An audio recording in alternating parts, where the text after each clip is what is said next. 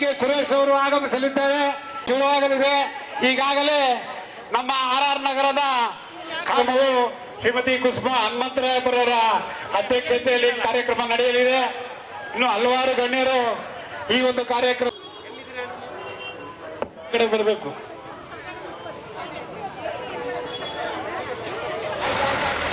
ಬನ್ನಿ ಅಮ್ಮವ್ರ ಈ ಕಡೆ ಬನ್ನಿ, ಎಲ್ಲ ಈ ಕಡೆ ಬನ್ನಿ.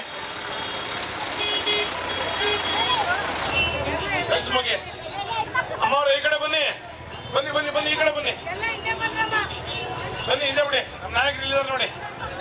ಬರ್ರಿ ಬರ್ರಿ ಬರ್ರಿ ಬರ್ರಿ. ನಾಯಕರುಗಳಾದ ಡಿ ಕೆ ಸುರೇಶ್ ಸಾಹೇಬರು ಆಗಮಿಸುತ್ತಿದ್ದಾರೆ. ದಯವಿಟ್ಟು ಎಲ್ಲರೂ ಒಗ್ಗಟ್ಟಾಗಿ ಈ ಕಡೆ ಬನ್ನಿ. ದಯವಿಟ್ಟು ಸ್ಟೇಜ್ ಹತ್ರ ಬನ್ನಿ.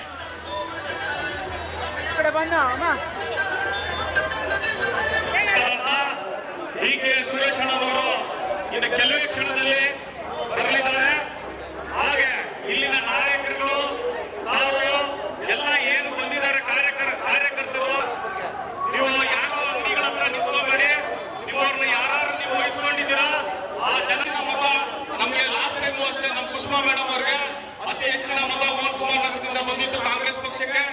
ಈ ಬಾರಿಯೂ ಅಷ್ಟೇ ಇನ್ನ ದಿನ ಇಷ್ಟ ಬಯಸ್ತೇನೆ. ಅಣ್ಣ ಬರುವವರೆಗೂ ನಿಮ್ಮ ಕಾರ್ಯಕರ್ತರನ್ನ ಜವಾಬ್ದಾರಿಯುತವಾಗಿ ತಾವು ಅಣ್ಣ ಬರುವ ಮುಂಚೆ ಎಲ್ಲರೂ ಮುಂದೆ ಹೋಗಿ ಅವ್ರ ಎಲ್ಲರೂ ತಳ್ಳಾಡ್ಕೊಂಡು ಹೋಗೋದಾಗ್ಲಿ ಏನೇ ಹಾಗೆ ಈಗ ಕರ್ಕೊಂಡವ್ರು ಕೂಡ ಬಂದಿದ್ದಾರೆ. ಅವ್ರಿಗೂ ಸ್ವಾಗತ ಕೊಡ್ತೇನೆ.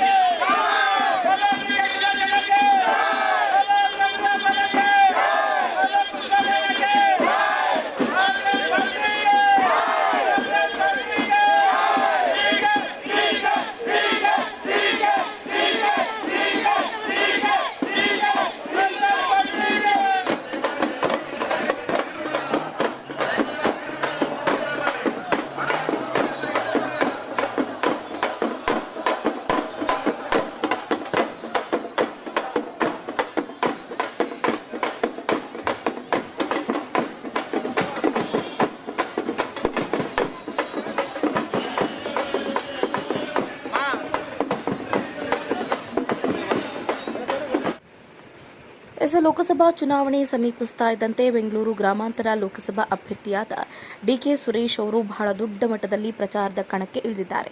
ಹಾಗಾಗಿ ಇಂದು ರಾಜರಾಜೇಶ್ವರಿ ನಗರ ಕ್ಷೇತ್ರದ ಜೆಪಿ ಪಾರ್ಕ್ ವಾರ್ಡ್ನಲ್ಲಿ ಮತಯಾಚನೆಯನ್ನು ನಡೆಸಿದರು. ಇದೇ ಸಂದರ್ಭದಲ್ಲಿ ಪುಟ್ಟರಾಜು, ಹನುಮಂತರಾಯಪ್ಪ, ಕುಸುಮಾ, ಮುನಿರಾಜು ಹಾಗೂ JP park ward Suhail Ahmed, Mohan Kumar, ನಗರದ ಇನ್ನೂ ಅನೇಕ ಕಾಂಗ್ರೆಸ್ ಮುಖಂಡರು, ಕಾರ್ಯಕರ್ತರು ಸಾವಿರಾರು ಸಂಖ್ಯೆಯಲ್ಲಿ ಸೇರಿ ಲೋಕಸಭಾ ಚುನಾವಣಾ ಪ್ರಚಾರ ಕಾರ್ಯಕ್ರಮದಲ್ಲಿ ಪಾಲ್ಗೊಂಡಿದ್ದರು.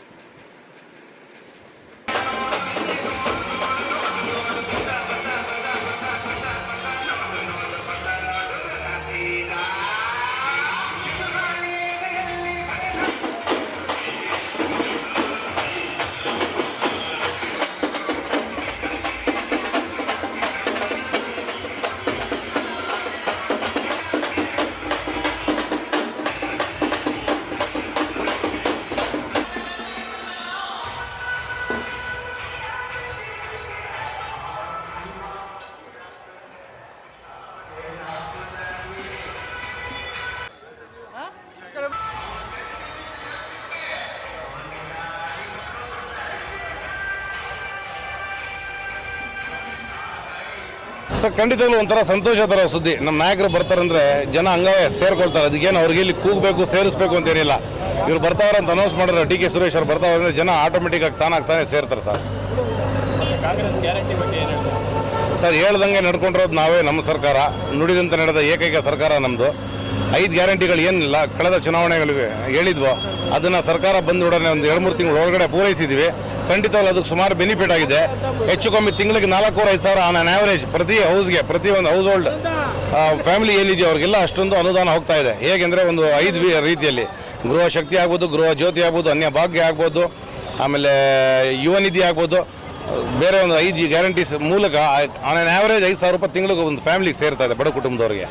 ನಮ್ಮ ಕಾಂಗ್ರೆಸ್ ಅವ್ರು ಕೊಟ್ಟರೆ ಗ್ಯಾರಂಟಿ, BJP ಅವ್ರು ಹೇಳಿರೋ ಜುಮ್ಲಾ ಅಂತಾರೆ, ಅಂದರೆ ಗಿಮಿಕ್. ಅದು ಏನೂ ಆಗಲ್ಲ ಅವ್ರ ಕೈಲಿ. ನಾವು ಜನ ಅವ್ರಿಗೂ 10 ವರ್ಷ ಕೊಟ್ಟು ನೋಡಿದ್ರು, ಏನು ನಡೆಸ್ಕೊಂಡಿಲ್ಲ. 10 ವರ್ಷದಿಂದ ಬರೀ ಸುಳ್ಳು ಹೇಳ್ತಾರೆ, ಬರೀ ಕೋಮು ಗಲಭೆ, ಅವ್ರ ಇರೋ ನಮ್ಮ ಇಂಡಿಯನ್ ಸೆಕ್ಯುಲರ್ ಫ್ಯಾಬ್ರಿಕ್ ಏನಿದೆಯೋ ಅದನ್ನು ಹಾಳು ಮಾಡಿದ್ದಾರೆ. ಹಂಗಾಗಿ ಜನನೂ ಅವ್ರಿಗೆ ಇಷ್ಟಪಡ್ತಾ ಇಲ್ಲ. ಯಾಕಂದರೆ ಜನರಿಗೆ ನೆಮ್ಮದಿ ಬೇಕು, ಆರಾಮಾಗಿರೋ ಜೀವನ ಬೇಕು. ಬಟ್ ಅದ್ರ ಈ ಸರ್ಕಾರದಲ್ಲಿ ಇಲ್ಲ. ಬರೀ ನೀವು ನೋಡಿರ್ಬೋದು ಮಾಧ್ಯಮದವ್ರು ನಮ್ಗೆ ನೀವು ಚೆನ್ನಾಗಿ ನಿಮಗೆ ಗೊತ್ತು, ಅವ್ರು ಬಂದಾಗಿಂದ ಬರೀ ಕೋಮು ಗಲಭೆ, ದ್ವೇಷ, ಹಿಂದೂ ಮುಸ್ಲಿಂ, ಇಂಡಿಯಾ ಪಾಕಿಸ್ತಾನ್, ಅಜಾ ಹಿಜಾಬ್, ಟ್ರಿಪಲ್ ತಲಾಕ್, ಮೈನಾರಿಟೀಸ್ ತೊಂದರೆ ಆಗಿದೆ ಹೊರತು ಏನಾದ್ರು ಅದು ಒಳ್ಳೇದಾಗಿದೆ ಹೇಳಿ ಸರ್? ಮೋದಿ ಅಲ್ಲೇ ಇದ್ದಿದ್ರೆ ಲಾಸ್ಟ್ ಟೈಮ್ ಇದು ನಮ್ಮ ಕರ್ನಾಟಕದಲ್ಲಿ BJP ಸರ್ಕಾರ ಬರಬೇಕಾಯ್ತು. ಅಲ್ಲೇ ಇಲ್ಲ ಅಂತ ಅದೇ ಹೋದ ವರ್ಷನೇ ಸಾಬೀತು ಮಾಡಿದ್ದೀವಿ. ಈ ವರ್ಷ ಮತ್ತೆ ಸಾಬೀತು ಮಾಡ್ತೀವಿ. ಆರಾಮಾಗಿ ನನಗೆ ಗೊತ್ತಿರೋ ಮಿನಿಮಮ್ ಒಂದು 20 ಸೀಟ್ ಮೇಲೆ ನಾವು ಲೋಕಸಭೆಗೆ ಹೋಗ್ತೀವಿ ಸರ್. ಖಂಡಿತವಾಗ್ಲೂ ಸರ್, ನಮ್ಮ ಇಂಡಿಯಾ ಅಲಯನ್ಸ್ ಏನಿದೆಯೋ ಅದೊಂದು ಭಾರಿ ಪರಿಣಾಮ ಬೀರುತ್ತೆ. ಅದು ಏನು ಹೇಳ್ಬೇಕಾದ್ರೆ ಅದು that is the change for 2024. ಗೆಲ್ಲಿಸ್ತೀವಿ, ಅವ್ರಿಗೆ ಸೆಂಟ್ರಲ್ ಮಿನಿಸ್ಟರ್, ಯೂನಿಯನ್ ಮಿನಿಸ್ಟರ್ ಮಾಡ್ಕೊಂಡು ಬರ್ತೀವಿ. ಅದೊಂದು ಆಸೆ ಇದೆ, ಖಂಡಿತವಾಗ್ಲೂ ಪೂರೈಸ್ತೀವಿ ಸರ್. 100% ಈಶ್ವರದಲ್ಲಿ ಕಳೆದ ಒಂದು ಹೆಚ್ಚು ಕಮ್ಮಿ 11 ವರ್ಷದಿಂದ ಇದ್ದಾರೆ. ಕೋವಿಡ್ ಬಂದ ಸಂದರ್ಭದಲ್ಲಿ ಇವರು ಮಾಡಿರುವಂಥ ಕೆಲಸ ಅದನ್ನ ಹೇಳೋಕ್ಕೆ ನಾವು ಇನ್ನೂ ಲಿಸ್ಟ್ ಒಂದು ಬೆಳಿಗ್ಗೆ ಅವ್ರಿಗೆ ಹೇಳ್ಬೇಕು, ಅಷ್ಟು ಮಾಡಿದ್ದಾರೆ. ಅಂಥ ಕೋವಿಡ್ ಸಂದರ್ಭದಲ್ಲಿ ಲಾಕ್ಡೌನ್ ಇರುವಾಗ ಓಡಾಡಿ PPE ಕಿಟ್ ಹಾಕ್ಕೊಂಡು ಒಬ್ಬ ವ್ಯಕ್ತಿ ಓಡಾಡಿಕೊಂಡು ಜನರಿಗೆ ಅಟೆಂಡ್ ಮಾಡ್ಕೊಂಡು ಸ್ಪಂದಿಸ್ಕೊಂಡು ಹಾಸ್ಪಿಟ್ಲ್ಗಳು ಅಟೆಂಡ್ ಮಾಡಿದ್ದಾರೆ ನಮ್ಮ ಸಂಸದರು. ಸೊ ಅವ್ರು ಖಂಡಿತವಾಗ್ಲೂ ಡೆವಲಪ್ ಮಾಡ್ತಾರೆ, ಅದ್ರ ಬಗ್ಗೆ ಏನು ಡೌಟೇ ಇಲ್ಲ ಸರ್. ಹಾಗೆ 26ನೇ ತಾರೀಕು ನಿಮ್ಮ ಮತವನ್ನು ಚಲಾಯಿಸಿ, ಮಿಸ್ ಮಾಡಬೇಡಿ. ಮಿಸ್ ಮಾಡಿದ್ರೆ ಮತ್ತೆ ತಿರುಗಿ 5 ವರ್ಷ ಕಾಯಬೇಕು. Change is the order of the day. ದಯವಿಟ್ಟು ವೋಟ್ ಮಾಡಿ, ವೋಟನ್ನು ಮಿಸ್ ಮಾಡಬೇಡಿ. ನಾನೊಬ್ಬ ಸಾಮಾನ್ಯ ಕಾರ್ಯಕರ್ತ, ಕಾಂಗ್ರೆಸ್ ಕಾರ್ಯಕರ್ತ, RR ನಗರ ಕ್ಷೇತ್ರ, JP ಪಾರ್ಕ್ ವಾರ್ಡ್. ಸರ್, ಅವರು ಬರ್ತಾರೆ ಅಂದ್ರೆ ಅಲ್ಲೇ ಸರ್, DK ಸುರೇಶ್ ಅವ್ರು ಬರ್ತಾರೆ ಅಂದ್ರೆ ಆಟೋಮೆಟಿಕ್ ಆಗಿ ಜನ ಸೇರ್ತಾರೆ. ನಾವು ಯಾರು ಇಲ್ಲಿ ಕಾಸು ಕೊಟ್ಬಿಟ್ಟು ಯಾರನ್ನೂ ಕರ್ಕೊಂಡ್ ಬಂದಿಲ್ಲ. ಕಾರ್ಯಕರ್ತರ ಜೊತೆನಲ್ಲಿ ಇಲ್ಲಿ ಎಲ್ಲರೂ 5 ಫಲಾನುಭವಿಗಳು ಅನುಭವಿಸಿದ್ದಾರೆ. 5 ಫಲಾನುಭವಿ ಅನುಭವಿಸಿರೋಂಥ ಎಲ್ಲ ಜನತೆ ಇಲ್ಲಿ ಬಂದು ನಿಂತಿರೋದು. ಯಾರನ್ನೂ ಇಲ್ಲಿ ಕಾಸು ಕೊಟ್ಟು ನಾವು ಕರ್ಕೊಂಡ್ ಬಂದಿರೋದೇನಿಲ್ಲ. ಇಲ್ಲಿ ಸುರೇಶ್ ಅಣ್ಣ ಬರ್ತಾರೆ ಅಂದ್ರೆ ಜನ ಸೇರ್ತಾರೆ. ಇದು ಕಡಖಂಡಿತ ಇಡೀ ರಾಜ್ಯದಲ್ಲೇ ಇದಿರುತ್ತೆ ಗ್ಯಾರಂಟಿ. ಮನೆಗೂ ನಾವು ಮುಂಚೆ ಎಲೆಕ್ಷನ್ ಮುಂಚೆ ಏನಿತ್ತು, ಸಿದ್ದರಾಮಯ್ಯನವರು, ನಮ್ಮ ಮುಖ್ಯಮಂತ್ರಿಗಳಾದ ಸಿದ್ದರಾಮಯ್ಯನವರು ಏನು ಹೇಳಿದ್ರು ಅದನ್ನು ನಾವು ನಡ್ಕೊಂಡಿದ್ದೀರಿ ಆಯಿತಾ. ಈಗ 1 ಲಕ್ಷ ಮುಂದಿನ ದಿನಗಳಲ್ಲಿ ಕೊಡ್ತೀರಿ. ಸೆಂಟ್ರಲಲ್ಲಿ ನಾವೇನಾದರೂ ನಮ್ಮ ರಾಹುಲ್ ಗಾಂಧೀಜಿ ಅವ್ರು ಏನಾದರೂ ನಮಗೆ ಪ್ರಧಾನಮಂತ್ರಿ ಆದರೆ 1 ಲಕ್ಷ ರೂಪಾಯಿ ಪ್ರತಿ ಮನೆಗೂ ತಲುಪಿಸೋಂಥ ಕೆಲಸನ ಸಿದ್ದರಾಮಯ್ಯನವ್ರು ಮಾಡ್ತಾರೆ ಅಂತ ಹೇಳಿ. ವಿರೋಧ ಪಕ್ಷದವ್ರು ಇವತ್ತವರೆಗೂ ಯಾವುದಾನ ಒಂದು ಗ್ಯಾರಂಟಿ ಕೊಟ್ಟಿದ್ದಾರೆ ಸರ್? ಒಂದು ಗ್ಯಾರಂಟಿ ಕೊಟ್ಟಿರೋದನ್ನ ಹೇಳಿ ಸರ್. ಅವ್ರು ಇವತ್ತರೆಗೂ ಒಂದು ಗ್ಯಾರಂಟಿ ಕೊಟ್ಟಿಲ್ಲ ಸರ್. ಬರೇ ಬಾಯಿ ಮಾತೆ 15 ಲಕ್ಷ ಹಾಕ್ಬಿಡ್ತೀನಿ, ಹಾಕೊಂಡು ಇದನ್ನ ಮಾಡ್ಬಿಡ್ತೀನಿ, ಬರೇ ಇದೆ ಮೋದಿದು ಏನಿಲ್ಲ, ಬರೇ ನಾಟಕ ಆಡೋದು ಅಷ್ಟೇ. ನಾಟಕ ಬಿಟ್ಟರೆ ಅವ್ರು ಏನು ಗೊತ್ತಿಲ್ಲ. ಈ ಸತಿ ನಾವು 20 ಸೀಟ್ಗಳಷ್ಟು ಗೆಲ್ಲೋಂಥ ಒಂದು ನಮ್ಮ DK ಶಿವಕುಮಾರನವರ ನೇತೃತ್ವದಲ್ಲಿ ಇವತ್ತು 20 ಸೀಟ್ ಗೆಲ್ಲೋಂಥ ಎಲ್ಲ ಅವಕಾಶಗಳು ನಮಗಿದೆ ಸರ್. ಸರ್, ಇಲ್ಲಿ ನಾವು ಕನಿಷ್ಠ ಪಕ್ಷ ಅಂದ್ರೆ 1.5 ಲಕ್ಷ ಲೀಡಲ್ಲಾದ್ರೂ ಗೆಲ್ತಾರೆ ಸರ್.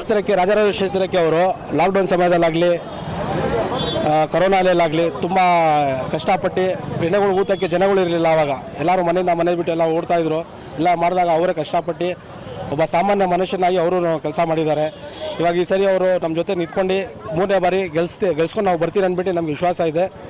ನಾವು ಎಲ್ಲ ಸೇರಿ ಕಷ್ಟಪಡ್ತಾ ಇದ್ದೀರಿ. ಈ ಸರಿ ಕೇಂದ್ರದಲ್ಲೂ ಕಾಂಗ್ರೆಸ್ ಸರ್ಕಾರ ಬರುತ್ತೆ. ಬಡವ್ರ ಪಕ್ಷ ಅಂದರೆ ಕಾಂಗ್ರೆಸ್ ಪಕ್ಷ. ಈ ಸತಿ 1 ಲಕ್ಷ ಲೀಡಿಂಗಲ್ಲಿ ಕಾಂಗ್ರೆಸ್ DK ಸುರೇಶ್ ಅಣ್ಣ ಗೆಲ್ತಾರೆ.